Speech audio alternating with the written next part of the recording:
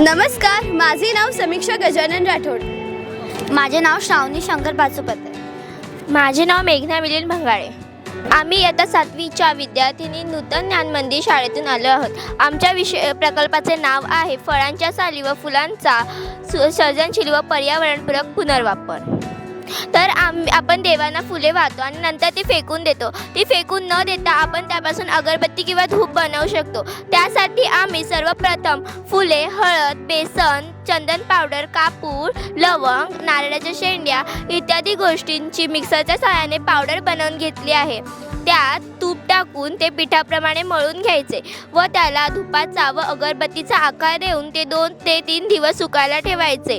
आपण जे बाहेरून अगरबत्ती किंवा धूप घेतो त्याच्यामध्ये खूप केमिकल असतात. त्याच्यामुळे कोणाला ॲलर्जी, दमा, खोकला इत्यादी विकार होतात. हे अगदी नैसर्गिक धूप असल्यामुळे यामुळे कोणतेही आजार होणार नाहीत. आपण फळं खाऊन त्याची साली आपण फेकून देतो, पण आम्ही असं न करता फळांच्या केळीच्या सालीपासून आम्ही फेस पॅक तयार केले आहे. केळीच्या साल्याचे छोटे छोटे तुकडे करून त्यांना मिक्सरच्या सहाय्याने बारीक करून घ्यायचे. त्यानंतर त्याच्यामध्ये हळद, बेसन, दूध, मध टाकायचे आणि हा फेस पॅक चेहऱ्यावर लावण्याआधी केळ्याची साल चेहऱ्यावर चोळून घ्यायची आणि हा फेस पॅक चेहऱ्यावर 10 मिनिटं ठेवायचा. असं केल्याने आपल्या चेहऱ्यावरचे काळे डाग निघून जातात आणि आपला चेहरा चमकतो. आम्ही डाळिंबाचा काढा तयार केला आहे. तर हा डाळिंबाचा काढा तयार करण्यासाठी डाळिंबाच्या साली आपण 7 ते 8 दिवस उन्हामध्ये वाळवून घ्यायचे आहेत आणि नंतर त्याचे बारीक बारीक तुकडे करून त्याची बारीक पावडर करून घ्यायची आहे. आणि ती पावडर जर एखाद्या व्यक्तीला सर्दी, खोकला, ताप, कफ झाले तर आपण ती पावडर 1 ग्लास पाण्यामध्ये टाकून पिल्यास त्वरित आराम मिळतो आणि लहान मुलांना ही साल उघळवून दिल्यास पोटाच्या समस्या दूर होतात. आम्ही फळांच्या सालीपासून खत बनवले आहे. आम्ही सर्वप्रथम फळांच्या साली पाण्यामध्ये भिजत घातल्या आहेत आणि जे लिक्विड तयार होतं ते आपण झाडांना किंवा रोपट्यांना टाकले तर झाडांची वाढ चांगली होते व त्यांना कीड लागत नाही. तर प्रत्येक वेळेस आपल्याकडे फळांच्या साली अवेलेबल असतील असं नाही, म्हणून आपण फळांच्या साली जेव्हा आपल्याकडे ते अवेलेबल असतं तेव्हा त्याच्यापासून पावडर बनवू शकतो.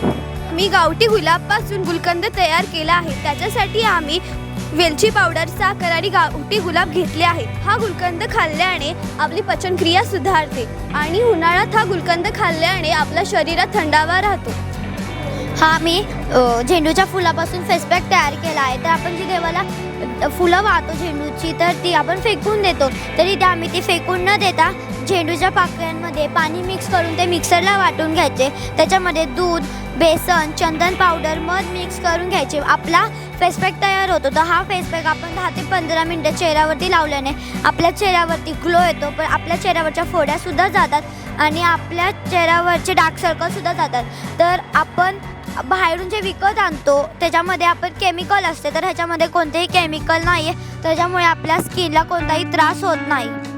आम्ही लिंबाच्या सालीचा स्प्रे बनवला आहे. तर लिंबाची साल आपण फेकून देतो, ती फेकून न देता ती पाण्यामध्ये उकळवून घ्यायची व त्याच्यामध्ये रेठ्याचे पाणी टाकून तो स्प्रे आपण क्लिनिंगसाठी वापरू शकतो. आम्ही हा घरगुती उटणं तयार केला आहे. त्याच्यासाठी आम्ही सुकलेली फुलं मिक्सरमध्ये बारीक करून घेतली व त्याच्यामध्ये बेसन, मुलतानी मिठी, चंदन पावडर ॲड केले.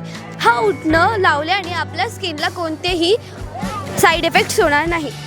हा मी झेंडूच्या फुलापासून स्प्रे तयार केला आहे. तर तो तयार करण्यासाठी आपण झेंडूचे फुलं गरम पाण्यामध्ये उकळवून घेणार आहोत आणि आपण ते पाणी गाळणीने गाळून घेणार आहोत. त्या पाण्यामध्ये बेकिंग सोडा टाकून ते मिक्स करून आपला स्प्रे तयार होतो. तर हा स्प्रे आपण झाडाच्या पानांना जी कीड लागली असते त्याच्यावरती मारल्यावरती झाडांची कीड दूर होते. आपण नारळाच्या करवंटीची राख केली आहे. नारळाची करवंटी जाळल्यावर जी राख निघते ती आपण दात घासण्यासाठी वापरू शकतो. शिवाय त्याच्यापासून जे तेल निघते त्याचा लहान मुलांना खरूज किंवा गजकर्ण या रोगांसाठी त्याचा उपयोग होऊ शकतो.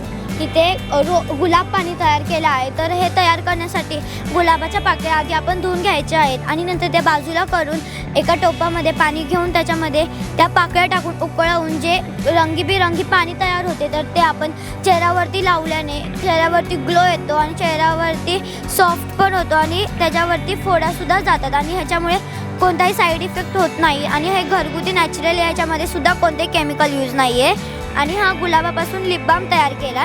तर हा तयार करण्यासाठी सुद्धा आपण गुलाबाच्या पाकळ्या धुवून घेऊन त्या पाण्यामध्ये उकळवायच्या आणि ते पाणी साईडला करून आपण त्याच्यामध्ये तेल आणि आपल्या घरगुती जे पण वेस्लिंग अवेलेबल असेल ते टाकून आपला मिक्स करून ते फ्रीज करायला ठेवायचे आणि नंतर मग आपला लिप बाम तयार होतो.